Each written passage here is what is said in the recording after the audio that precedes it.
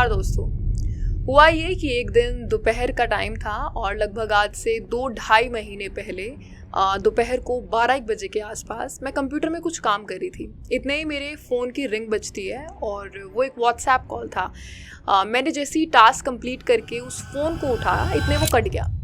कटने के बाद मैंने चेक किया कि डीपी किसकी है, तो डीपी में एक पुलिस इंस्पेक्टर थे जिनकी पिक लगी हुई थी और उनके शोल्डर पे काफ़ी सारे स्टार्स लगे हुए थे।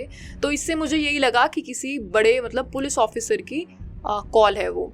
और जब मैंने नाम चेक करने के लिए हम व्हाट्सएप में जाते हैं ना अंदर, तो जब मैं अंदर गई और मैंने चेक किया तो उस पर CBI लिखा हुआ था। इसे देखकर मैं थोड़ा सा शॉक हुई, लेकिन जितना ही मैं चेक कर रही थी इतने दोबारा कॉल आता है और इस बार मैंने वो कॉल उठा लिया। मैंने बोला हेलो, तो सर बोलते हैं हेलो। सामने से जो भी इंसान था वो बोलता है हेलो, और जो उनका पहला हेलो था आवाज़ सुन के जैसे भी हम एक्सपेक्ट कर रहे होते हैं ना कि एक बड़े कोई आर्मी ऑफिसर या पुलिस ऑफिसर जिस तरीके से कॉन्फिडेंटली या जिस तरीके से उनकी आवाज़ होगी, बिल्कुल उसी तरीके से उनकी आवाज़ साउंड कर रही थी। तो जैसे उनका हेलो सुना, मुझे विश्वास भी हो गया कि सच में कोई मुझे फ़ोन कर रहा है और कोई ऑफिसर फ़ोन कर रहा है।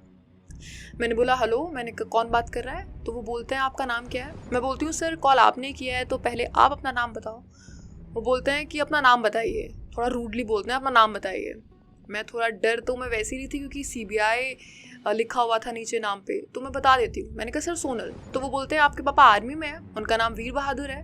मैंने कहा हाँ सर, पापा का नाम वीर बहादुर है। फिर वो बोलते हैं आपकी मम्मी हाउसवाइफ है। मैंने कहा हाँ सर, मम्मी हाउसवाइफ है। फिर मुझसे पूछते हैं कि तुम्हारा भाई कहाँ है? मैंने कहा सर भाई सो रहा है। वो बोलते हैं कि अच्छा तो उठाओ ज़रा उसको। मैंने कहा सर क्यों? कहते हैं हमें उनसे कुछ बहुत ज़रूरी बात करनी है। मैंने कहा सर आप मुझे बताइए बात क्या है, आप मुझे एक बार बताओ कि प्रॉब्लम क्या है, कोई प्रॉब्लम है क्या? मैं उनको यही मेरे शब्द होते हैं। वो बोलते हैं कि हाँ बहुत बड़ी प्रॉब्लम है। मैं बोलती हूँ सर आप बताइए कि आपको पुलिस स्टेशन आना होगा। मैंने कहा सर आप एक बार हिंट तो दो कि प्रॉब्लम क्या है, हुआ क्या है कॉल पे ही। तो वो मुझसे बोलते हैं कि हमने एक ड्रग्स रैकेट पकड़ा है और उसमें हमने 3-4 लड़कों को पकड़ा है एक होटल में से। उनके पास ड्रग्स थे और उसमें से एक बंदे ने आपके भाई का नाम लिया है। तो हमें आपके भाई से पूछताछ करनी है और अगर आप पुलिस स्टेशन नहीं आएंगे तो उनके खिलाफ हमारे पास अरेस्ट वारंट भी है। हम आपके घर आएंगे और फिर आपके भाई को लेकर जाएंगे। तो ये सुन के तो कोई भी डर जाएगा, तो मैं थोड़ा सा डर जाती हूँ। लेकिन फिर मैं उनसे बोलती हूँ कि सर नहीं, मैंने कहा आप सर घर मत आइए, आप मुझे बताओ कौन से पुलिस स्टेशन आना है। मैं और मेरा भाई आता है, मैं अपने भाई को लेके आती हूँ पुलिस स्टेशन। तो वो बोलता है आपको सदर थाने आना है। फिर मैं बोलती हूँ कि सर कुछ टाइम दीजिए, हम बस आ रहे हैं, अभी पहुँच रहे हैं बस आधे घंटे में। तो बोलते हैं ज़्यादा टाइम नहीं है, अगर आप ज़्यादा टाइम लगाएंगे तो हम आपके घर आ जाएंगे। मैंने कहा सर आप घर मत आइए, आप थोड़ा सा टाइम दीजिए, हम बस अभी आ रहे हैं। इतने फ़ोन कट जाता है। मैं जाती हूँ भाई के पास, वो सच में सो रहा होता है। मैं उसको उठाती हूँ कि भाई ऐसा कुछ, मैं उससे पूछती हूँ जो भी उन्होंने मुझसे बोला, मैं उससे वो पूछती हूँ। बोलता है नहीं ऐसा तो कुछ नहीं है। और इतना तो हमें भी पता होता है बिकॉज वो पूरे दिन घर पे रहता है। इनफैक्ट घर से बाहर कुछ सामान भी लाना होता है तो उसमें भी मेरे और मेरे भाई की लड़ाई होती है कि एक बार मैं गई हूँ तो दूसरी बार तू जाएगा, अब मैं नहीं जाऊँगी दोबारा से।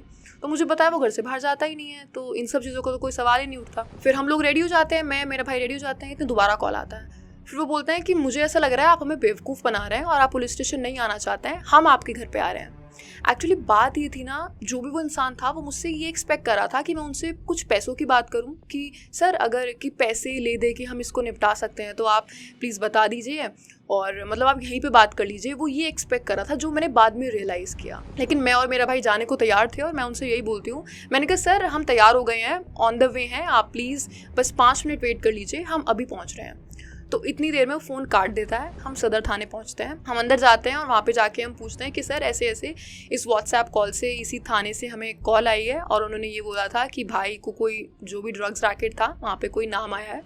और हमारी ये बात सुनते ही वो बोलते हैं कि थैंक गॉड आप लोग यहाँ पे आ गए, आपके साथ बहुत बड़ा फ्रॉड होते होते बच गया। फिर वो आगे बताते हैं कि अगर आप उनसे पुलिस स्टेशन आने के लिए नहीं बोलते और थोड़ी आनाकानी करते तो वो आपसे पैसों की डिमांड करते कि ठीक है हम आपके भाई का नाम इस केस से हटा देंगे, आप इतने पैसे सेंड कर दीजिए। तो जो साइबर क्राइम आजकल चल रहे हैं, उन्होंने पोस्टर लगाया हुआ था वहाँ पे, उन्होंने बोला आप खुद भी जागरूक रहो, आगे से भी इन चीज़ों का ध्यान रखो और बाकी लोगों को भी समझाओ इन चीज़ों के बारे में। तो पुलिस स्टेशन जाके हमें पता चलता है कि ये फ्रॉड था और हम इससे बच गए। आपको खुद पे विश्वास रखना है कि अगर आपने गलत कुछ नहीं किया है तो पैसे किसी को ट्रांसफ़र नहीं करने हैं, सीधा पुलिस स्टेशन जाना है अपने, जो भी आपका नियरेस्ट पुलिस स्टेशन है वहाँ पे जाना है, वहाँ पे बताना है कि आपके साथ क्या हुआ और वो आपको बता देंगे। तो हम तो बच गए। फिर हम वापस घर पहुँचते हैं और फिर पापा का कॉल आता है।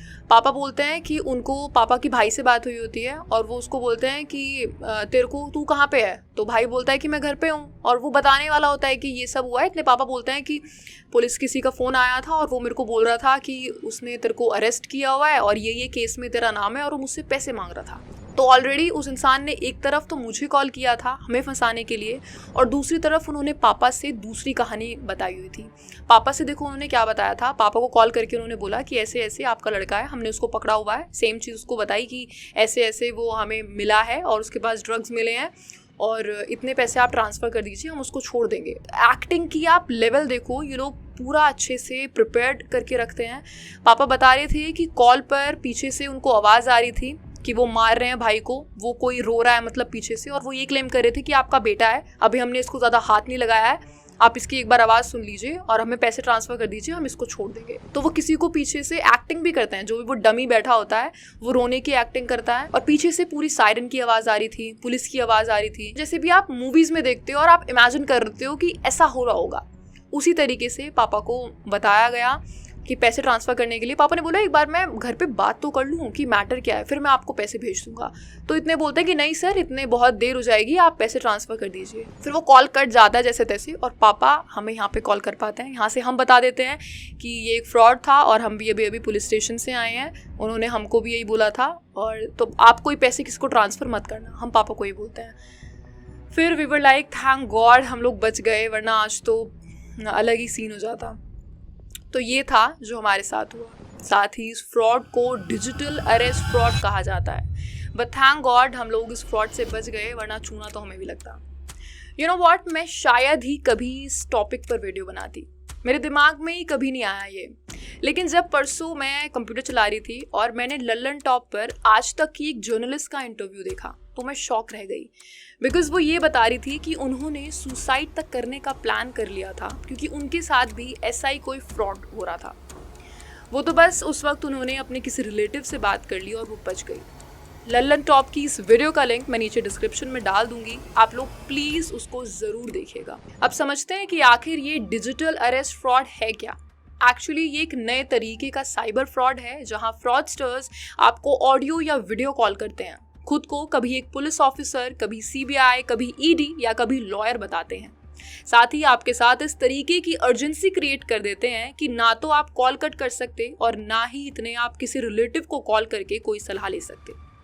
ये फ्रॉडस्टर्स आप पर झूठे और बहुत ही सीरियस एलिगेशंस लगाते हैं, जैसे कि ड्रग्स ट्रैफिकिंग का, मनी लॉन्ड्रिंग का, या फिर रेप से रिलेटेड कुछ भी। मतलब ऐसा कुछ बोलते हैं कि जिसके बाद आप ये बात बताने में भी 10 बार सोचोगे किसी और को। फिर आगे लोग आपसे बोलते हैं कि आपको इतने पैसे ट्रांसफर करने होंगे, वरना हम लोग आपको अरेस्ट करने आपके घर आ रहे हैं, क्योंकि आपके खिलाफ हमारे पास अरेस्ट वारंट है, और जल्दी जल्दी में लोग पैसे ट्रांसफर कर देते हैं।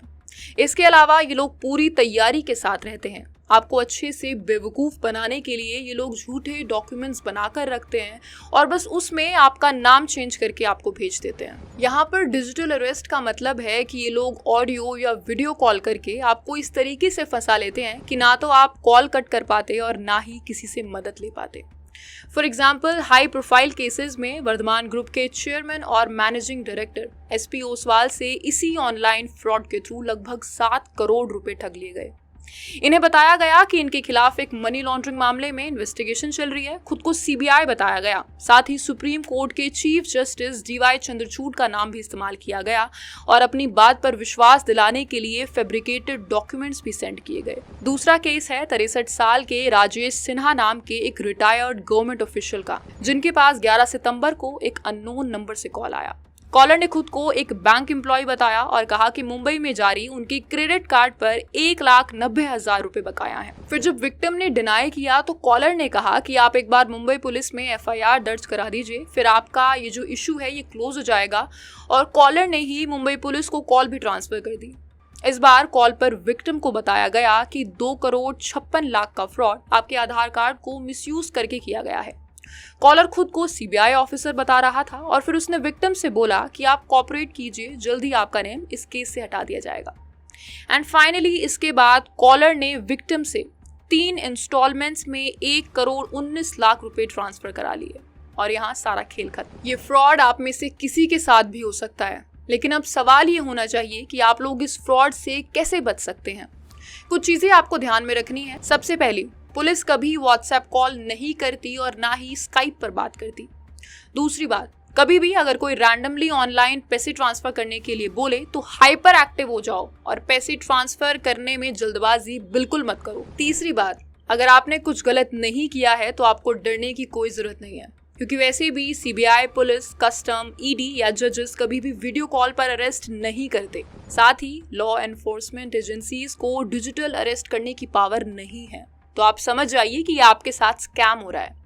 ऐसे फ्रॉडस्टर्स टेक्नोलॉजी का पूरा इस्तेमाल करते हैं, फेक पुलिस स्टेशन और गवर्नमेंट ऑफिसेज बनाकर रखते हैं, रियल लगने के लिए पुलिस यूनिफॉर्म पहनकर बैठते हैं और आप लोगों से बात भी बहुत कॉन्फिडेंटली करेंगे।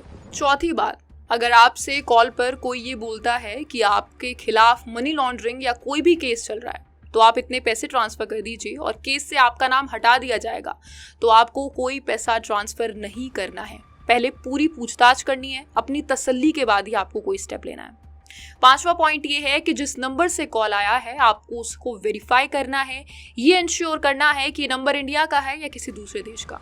मेरे केस में वो नंबर पाकिस्तान का था। अगर मैं पहले ही देख लेती तो वो शायद पुलिस स्टेशन जाने की जरूरत नहीं पड़ती।